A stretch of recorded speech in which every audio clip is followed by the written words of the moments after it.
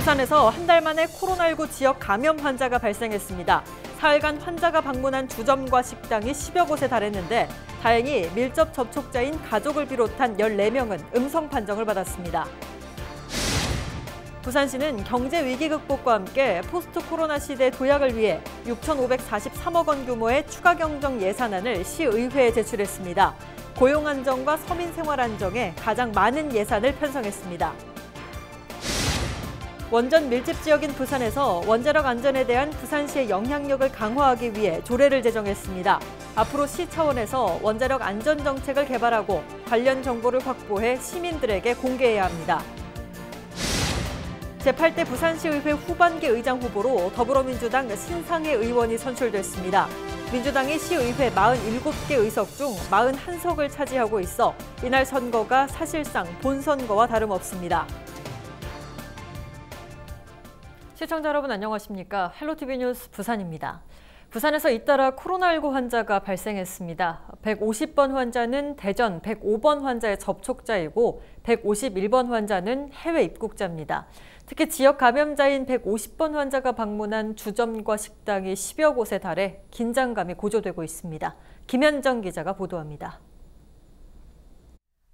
부산에서 한 달 만에 발생한 지역 감염자인 150번 환자의 동선입니다.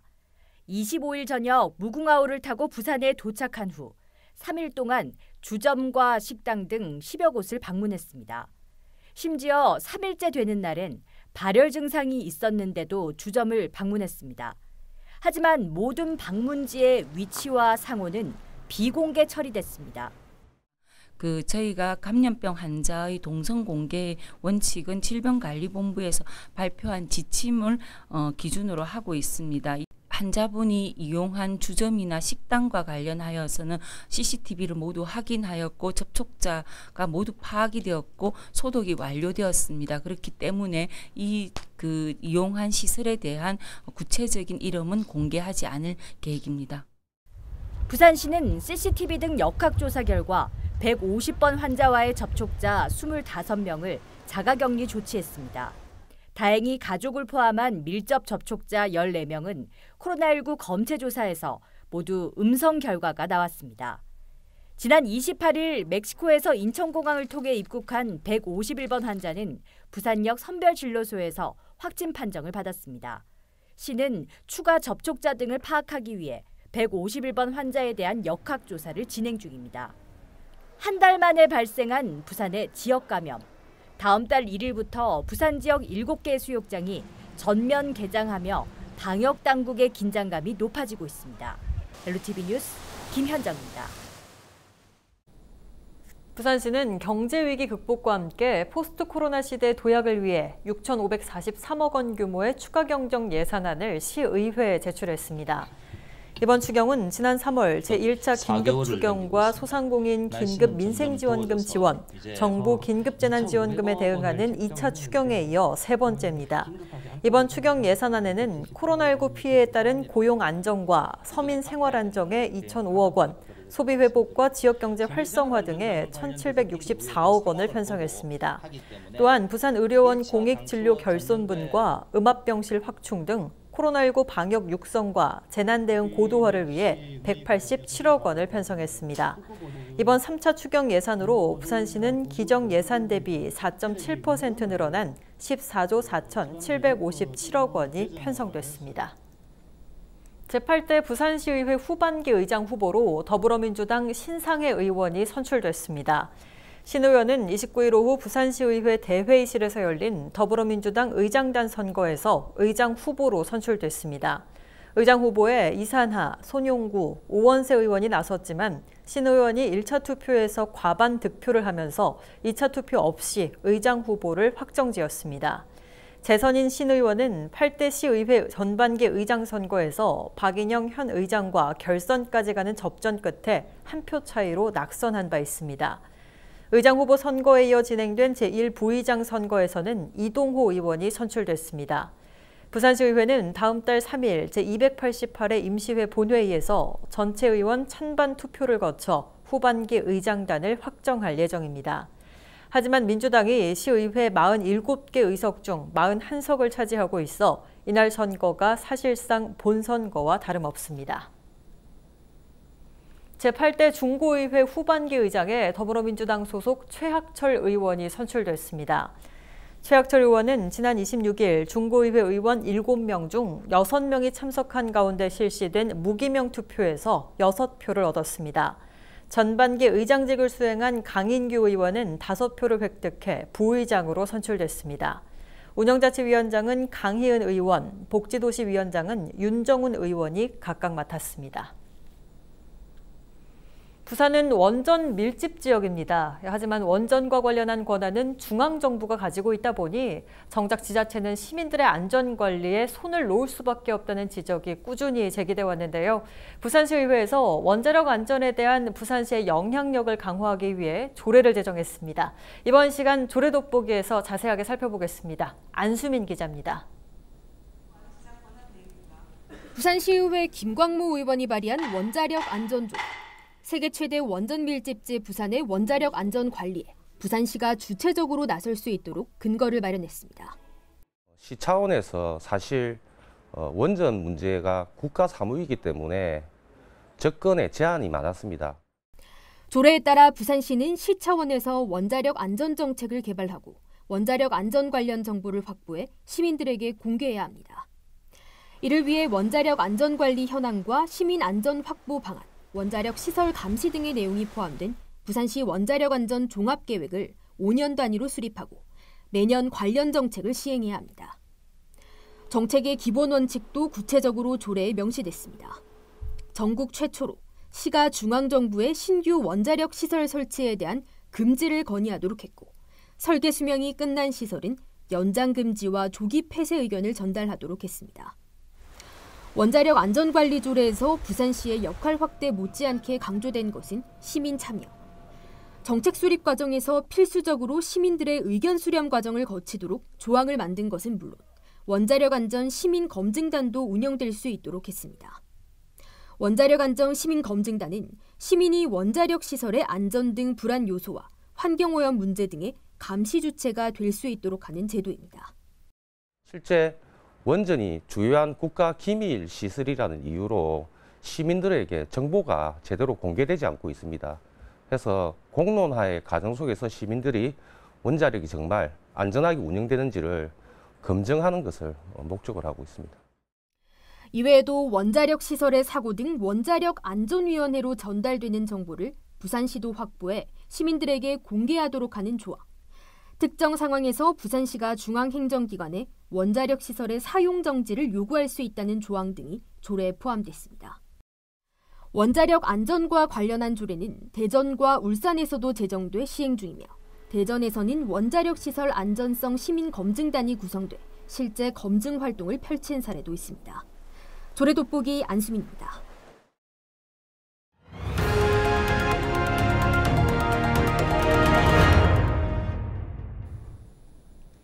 지난 주말 경남 창원의 한 유원지에서 물놀이를 하던 초등학생이 숨지는 사고가 발생했습니다. 이처럼 여름만 되면 잠깐의 부주의로 소중한 생명을 잃는 순환 사고가 이어지고 있는데요. 이른 무더위로 예년보다 빨리 물놀이 계절이 시작된 만큼 주의가 필요합니다. 전주현 기자가 보도합니다. 지난 2015년부터 2019년까지 최근 5년간 발생한 순환사고는 모두 3만 7천여 건. 이 중 169명이 목숨을 잃었습니다. 순환사고가 가장 많이 발생하는 지역은 강원도로 5년간 33명이 숨지는 사고가 발생했습니다. 발생 시기별로 보면 본격적인 여름 휴가철이 시작되는 8월에 가장 많은 순환사고가 발생합니다. 하지만 가장 위험할 수 있는 시기는 6월입니다. 6월의 경우 물놀이를 하기엔 이른 시기지만 많은 이들이 물놀이를 즐기기 위해 주변의 바다나 계곡 등을 찾는 경우가 많은 반면 안전요원 등이 배치되지 않아 사고가 났을 때 신속한 대응이 어렵기 때문입니다. 물놀이 사고 사망 원인별로 보면 수영 미숙으로 인한 사고가 30.2%로 가장 많았고 안전 부주의와 음주 수영이 그 뒤를 이었습니다. 장소별로 보면 전체 사망사고의 절반 정도인 76건이 하천이나 강에서 발생했습니다. 강의 경우 지형에 따라 유속과 깊이가 급격하게 달라져 물놀이 사고가 인명피해로 이어질 가능성이 높기 때문입니다. 만약에 그 일기예보상에서 많은 호우나 집중호우 혹은 이제 그쪽에 이제 풍랑주의보나 이런 게 발령이 된 경우에는 가급적이면 외출이나 물놀이를 가시는 걸 삼가 주시고, 그리고 개인적으로 이게 자신이 수영이나 이런 쪽에서 자신 있다 해도 이게 너무 물이 깊거나 한 곳으로 가는 거는 조금 삼가 주시길 바랍니다. 순환사고를 예방하기 위한 가장 좋은 방법은 구명조끼 등 안전장비의 착용입니다. 특히 수영 금지 구역에 들어가지만 않아도 사고 발생의 위험은 크게 낮아지는 만큼 기본적인 안전규정을 지키는 것이 무엇보다 중요합니다. 헬로티비 뉴스 전주연입니다. 갯벌에 고립되는 사고도 여름철 자주 발생하는데요. 갯벌에 들어가기 전 밀물 시간을 반드시 확인하고 위급 상황 시 도움을 요청할 수 있도록 휴대전화나 호루라기 등의 장비들도 반드시 소지하셔야겠습니다. 보도에 김남호 기자입니다. 지난 27일 새벽 0시 반쯤 부안 변산 해수욕장 인근에서 골뱅이를 잡던 50살 A씨가 밀물에 빠져 나오지 못하고 고립됐습니다. A씨는 다행히 주변 사람의 신고로 경찰에 구조됐습니다. 이에 앞서 지난 7일 밤 11시쯤에는 충남 태안군 기지포 해수욕장에서도 어패를 잡던 4명이 짙은 안개로 방향을 잃었다가 해경에 구조됐습니다. 여름철이 되면 이처럼 밀물이 들어오는 시간을 확인하지 않고 갯벌에 들어가거나 기상 상황이 좋지 않은데도 갯벌에서 어패를 잡다가 고립되는 사고가 종종 발생하고 있습니다. 해마다 여름이면 서해안에는 갯벌 체험을 하려는 관광객들의 발길이 이어집니다. 또 갯벌에서 어패를 잡으려는 사람도 늘어나면서 밀물 시간을 알지 못해 고립되는 사고가 잇따르고 있습니다. 가족끼리 또 그리고 학생들이 이제 단체 여러 친구들이랑 같이 재미로도 오는 사람이 있고 또 바지락 캘라고 오는 사람들도 있고 그렇게 많이들 다녔거든요. 우리 많이 두르건 어찌면 앰프로 빨리 나오라고 가족들이랑 전부 다 나오라고 그렇게 하고 달력을 떠들고 보면 전부 다 나와 있어. 최근 3년간 전국 갯벌에서 발생한 안전사고는 136건으로 12명이 사망했습니다. 대부분 갯벌에서 어패를 잡다가 밀물에 고립되면서 발생하는 사고로 파악되면서 해경은 주의를 당부했습니다.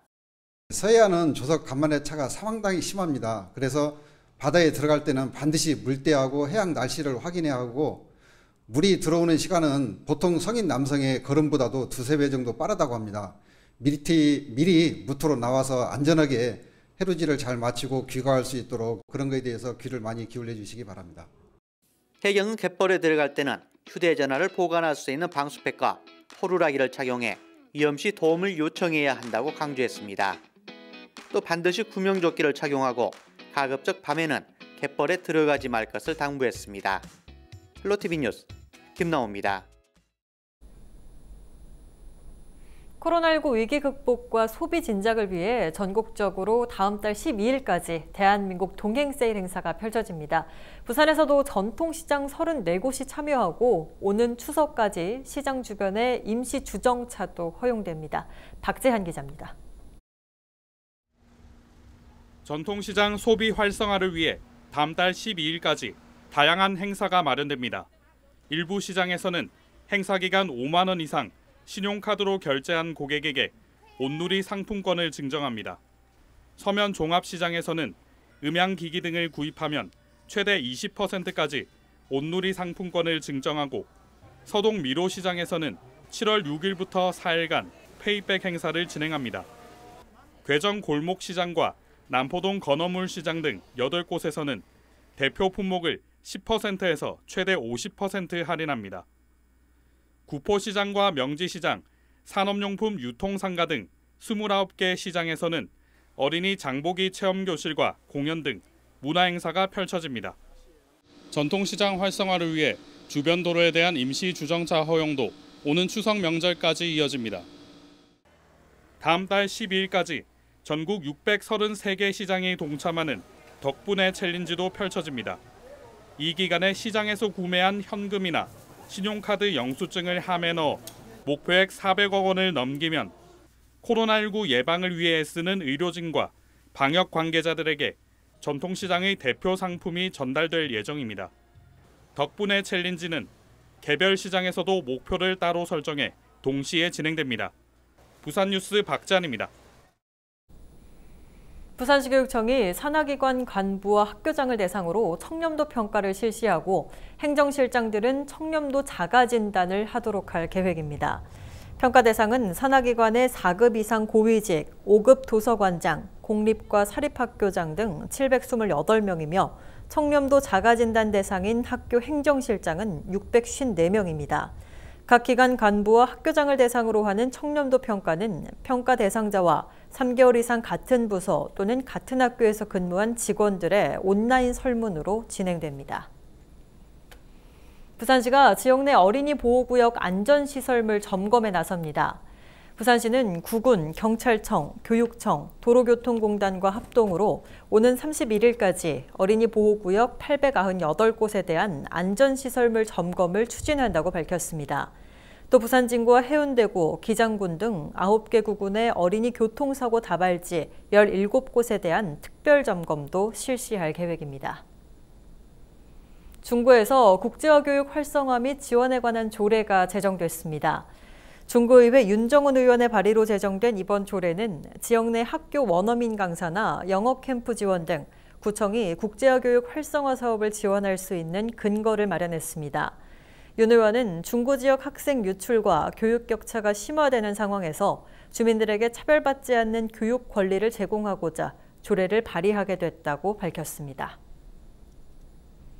영도구 동삼혁신지구에 부산해양 신산업 오픈 플랫폼이 문을 열었습니다.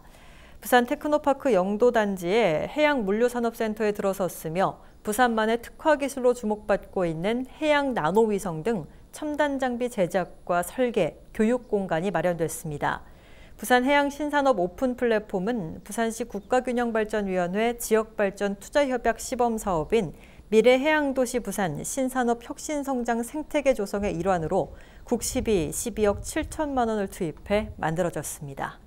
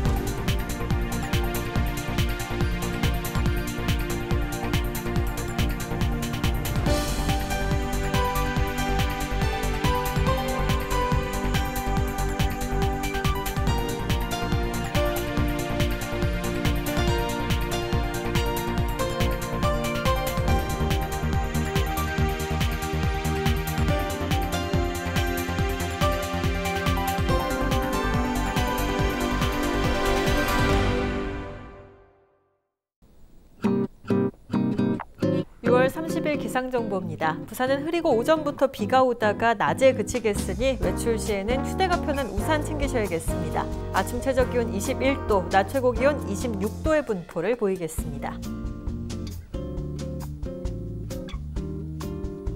전국 날씨입니다. 전국에 흐리고 비가 오겠으며 이 비는 대부분 지역에서 오후에 그치겠습니다. 바다 날씨입니다. 동해남부와 남해동부 두 해상 모두 흐리고 비 소식이 있겠으며 동해남부는 최대 5m, 남해동부는 최대 4m까지 물결이 매우 높게 일겠습니다. 항해나 조업하는 선박은 참고하시기 바랍니다. 주간 날씨입니다. 부산은 수요일 반짝 맑은 날씨를 보이다가 목요일부터 다시 구름 많이 끼거나 흐리다가 곳에 따라 빗방울이 떨어지기도 하겠습니다. 날씨 변동 가능성이 크겠으니 기상정보 참고하셔서 외출 계획 세우시기 바랍니다.